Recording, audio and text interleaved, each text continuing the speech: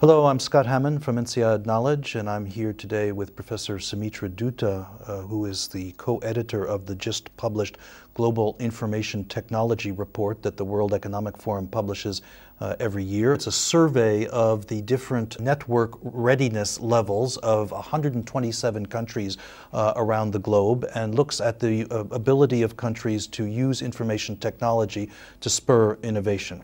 The report is been published for the last 7 years, and the original motivation for creating the report was very much rooted in the observation that in the late 90s and the early, let's say, 2000s, there were a number of anecdotes and stories about how technology was helping some particular village to develop or helping develop the competitiveness of a certain region, but there was not really any hard data.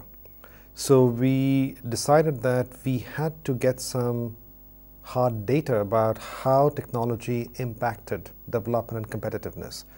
And that led to the creation of this piece of work, which today has evolved into one of the leading benchmarks of technology and competitiveness in the world today. Now, we assess network readiness as the ability of an economy to leverage the potential of technology in the most general sense. Technology is creating a networked environment today in which individuals, businesses, and governments are networked and connected to each other. And how do economies leverage that potential? That's really at the core essence of this study. And underlying this is the assumption that there is a strong connection between innovation within the economy and the ability of a country to compete on the information technology level. What does that mean concretely? How does that relationship work? Well, I think as I said, there were a number of anecdotal stories earlier about competitiveness of countries and the use of technology or the level of investment in technology.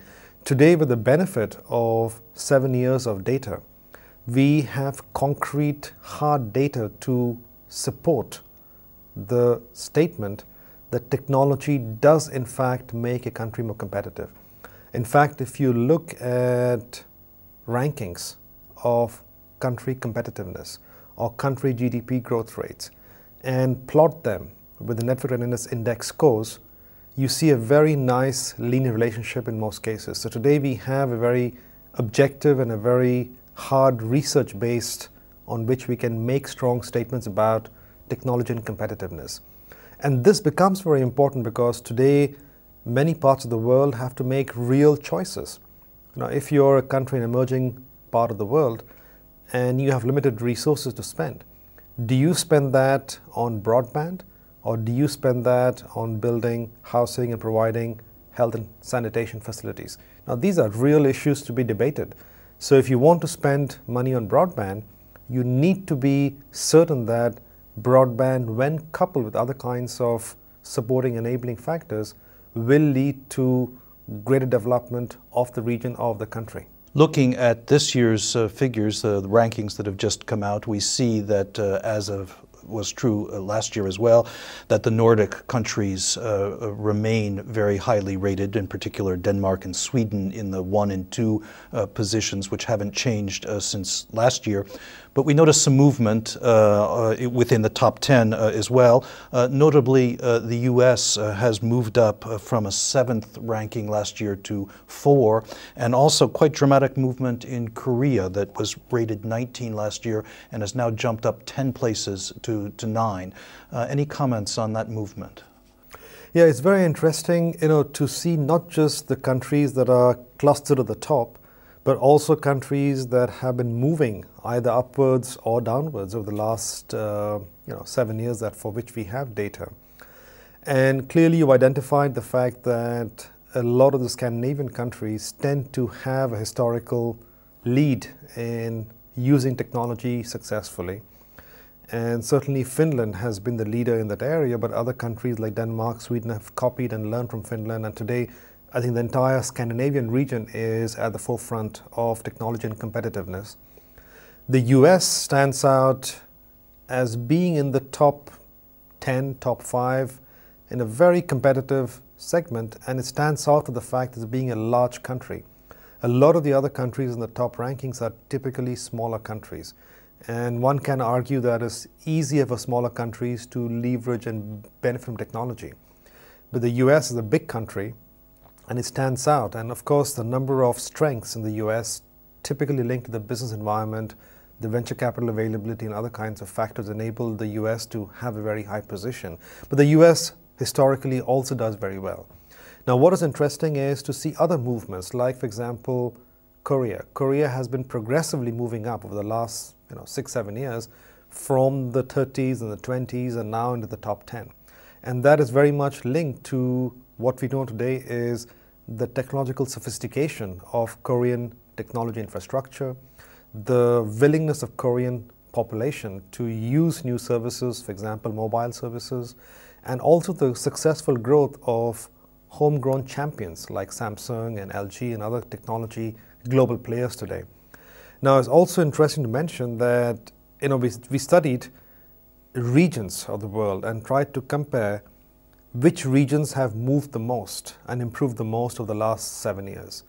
And we were very surprised and happily surprised to see that the Middle East is the part of the world that has dramatically, in fact, improved its position the most as compared to any other part of the world over the last 6 years. And that is a very good result to even take note of. When you speak of homegrown champions like Samsung, that implies that this is driven by private industry. When you speak about the Middle East, there are no homegrown champions that are of extreme prominence in the Middle East. That would seem to imply that it's more government-driven. How does the balance work? Well, the government plays a role in almost every country that you see at the lead. And of course, it's a combination, not the government alone, but it's a combination of public-private partnership, with the government playing a very key role as both a leader and a facilitator of the process. And that is true in Korea. And the government has really orchestrated many of these key developments in technology. It's true in Singapore, where the government plays a very strong role in pushing technology's vision for the economy. And it's also true, as you said, in the Middle East, where many of the governments, especially in the GCC countries, have today realized that technology is very critical for the future success and competitiveness. So in countries like the Emirates, in Qatar and in Saudi Arabia, the government is playing a very important role in pushing technology. Given the amount of interest that has been growing in this report, it seems like it could almost have the effect of a self-fulfilling prophecy, and that as governments and policymakers are looking at the results of the report, that drives them to make more decisions, make more investment in this area. Do you see the report itself as having an impact on government policy? Absolutely, and this is what pleases us as editors and authors of the piece of work, because we see the report being adopted today by a large number, very large number of ministries and governments around the world. And they use this piece of work to benchmark their progress, not just on a sort of standalone basis, but also in comparative terms with their neighbors or competing set of economies. But also more interesting is many of the basic principles of the framework underlying the study have been adopted and adapted to create country-specific frameworks in many economies. So today, when you go and talk to many governments, they have built their own e-readiness frameworks derived from the Networked Readiness Index, and they're using it for their own internal benchmarking. Of course, the more measures you have and the more focus you create in terms of information gathering, information sharing, usually you see more actions in terms of trying to rectify and move on the weak points. So yes, I think this report does have actual impact in helping guide actions and policy decisions in governments. Looking forward into your crystal ball, you've talked about movement going on in the Middle East and the Arab world. Is it realistic at all to expect that in the next decade we'll actually see rivalry with the Nordic countries in this area coming from another part of the globe? I think that's completely feasible. You see it happening already in Asia, for example. Korea is moving up very rapidly. Singapore has done so in the last 5-6 years too.